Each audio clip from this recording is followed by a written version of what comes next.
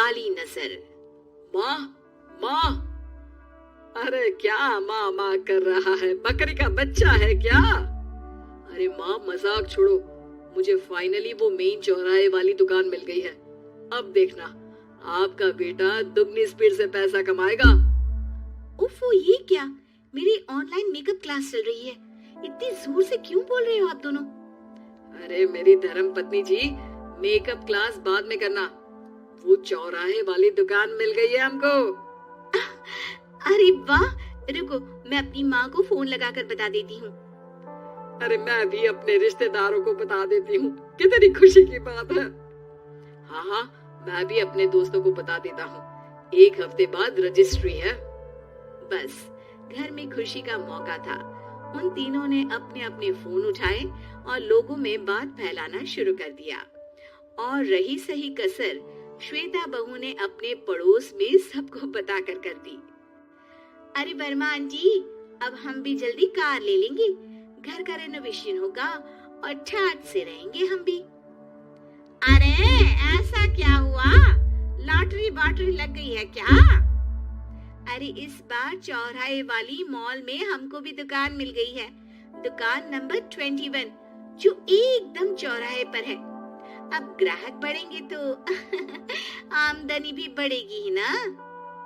अरे वाह, कितनी खुशी की बात है। मैं बहुत खुश हूँ तुम्हें इतना खुश देख के।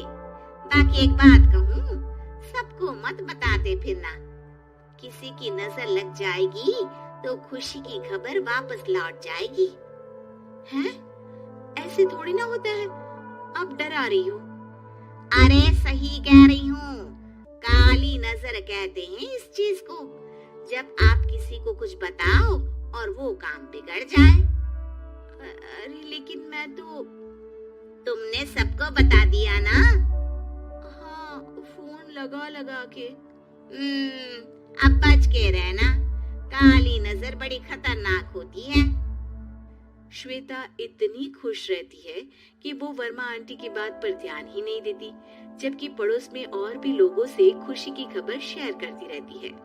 अगले दिन राजेश बहुत दुखी होकर घर आता है। अरे बेटा क्या हुआ? मुंह क्यों सूजा हुआ है? मधुमक्खी ने काट लिया क्या? माँ, वो दुकान किसी और के पास चली गई, किसी ने ज्यादा भाव लगा दिया।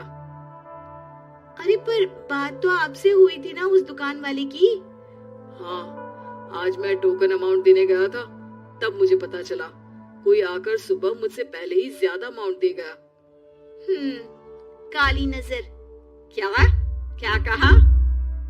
वर्मा आंटी ने समझाया था कि किसी को बताना मत, वरना काली नजर लग जाएगी। अच्छा, तुम्हें उनकी बात मान लेनी चाहिए थी।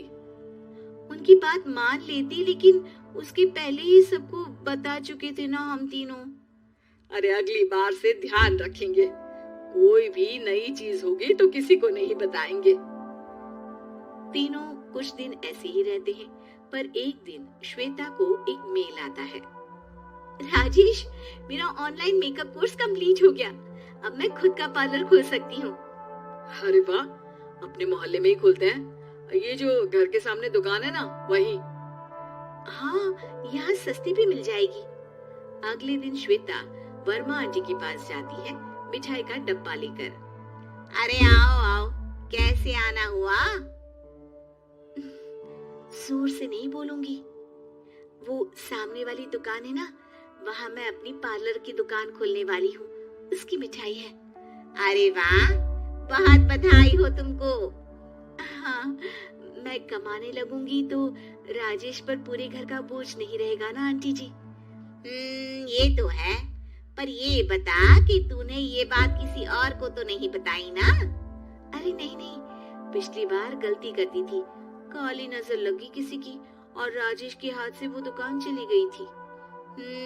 सबको मत बताना। चलो मैं चलती हूँ, कल दुकान की बात करने भी तो जाना है। अगले दिन श्वेता दुकान के लिए मालिक से बात करने जाती है। अरे लेकिन दुकान तो हम कल रात को ही किसी को दे चुके हैं। कल ही? हाँ कल ही। 2 दिन बाद कोई यहाँ पार्लर भी खोल लेगा, आप कहीं और दुकान देख लीजिए।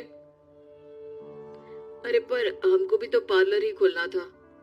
भैया एक ही दुकान है, आधी आधी तो नहीं दे सकता ना मैं।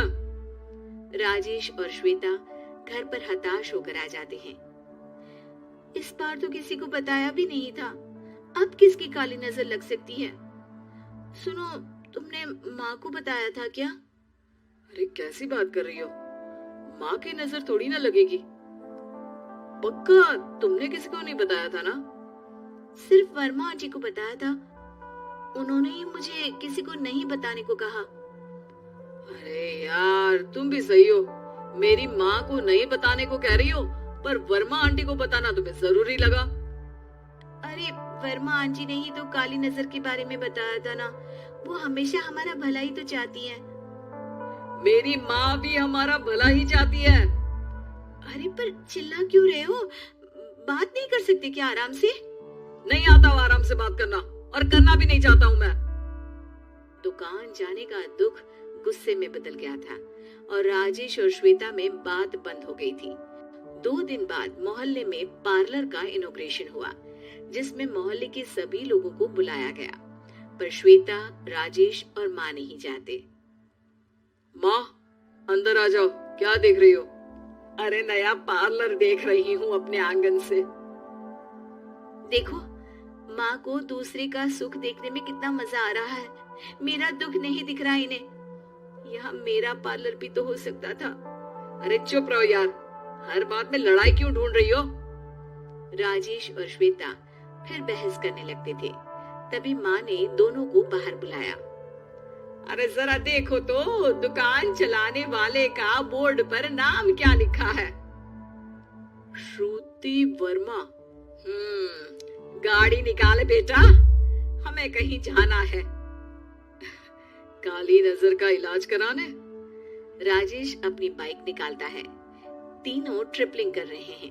माँ राजेश को उस मॉल वाली दुकान पर लेकर जाती है जहाँ राजेश अपनी दुकान खोलने वाला था। यही दुकान लेना चाहता था ना तू? हाँ, पर इनको भी दुखी करने लेकर आई हो क्या यहाँ पर दुकान दिखाकर? वहाँ काफी नहीं था? अरे श्वेता थोड़ा सब्र रख, अभी पता चलेगा कि हम यहाँ क्यों आए हैं। बता, इस दुकान चलाने वाले का नाम क्या है? अनुपम वर्मा। कुछ समझ में आया? वो दुकान वाली श्रुति वर्मा, ये दुकान वाला अनुपम वर्मा, और हमारे पड़ोस में हमने उस दुकानों के बारे में बताया किसको था? अब वर्मा आंटी को। मतलब वर्मा आंटी ही हमारा काम बिगाड़ रही है? नहीं नहीं, ऐसा नहीं हो सकता, ये बस इत्तेफाक है।